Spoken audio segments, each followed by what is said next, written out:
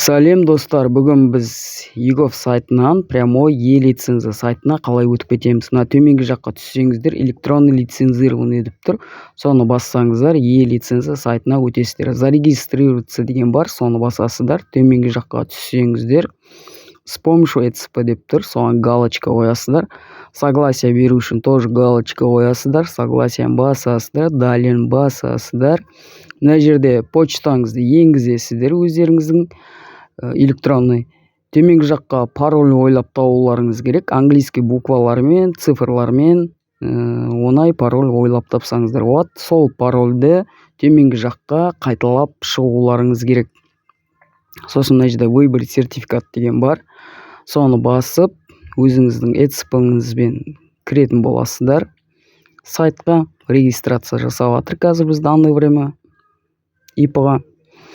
Не үшін бұлай жасап жатыр? Бұл кісі через Каспий предложениесімен ИП ашқан. Ол жерде Каспий предложениесіне документация бермейді. Қандай режим океттерін қарау үшін e-лицензия сайтына тіркеп, біз қазір талонын уведомлениесін алатын боламыз. Осылай, который Каспий мен ашқан ИП-ларды осылай e-лицензия сайтына тіркеп, өздеріңіздің документацияларыңызды алып алсаңыздар болады. Енді біз эрсамыздың паролін енгіземіз мына жерге. Міне жоғары жақта сіздің данныйыңыз шықты. Подписацияның батырмасын басып, біз сайтқа өттік. Мына жерде біздің данныйлардың барлығы шығып тұр. Ана төменгі жаққа сіздер являетесь вы ИП деп тұр. Данный басасыздар, сохранить етесіздер. Мына окты басасыздар. Уже сіздер сайтқа тіркелдіңіздер. Енді главный страницаға өтіп кетеміз. Мына жерде личный кабинет деген бар.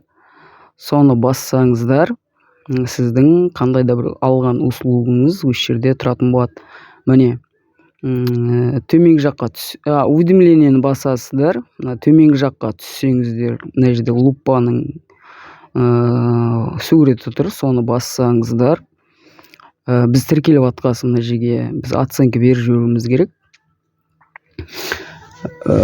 Міне мына жер жоғары жақта скачать уведомление деп тұр. Төменгі жақта скачать талон деп тұр.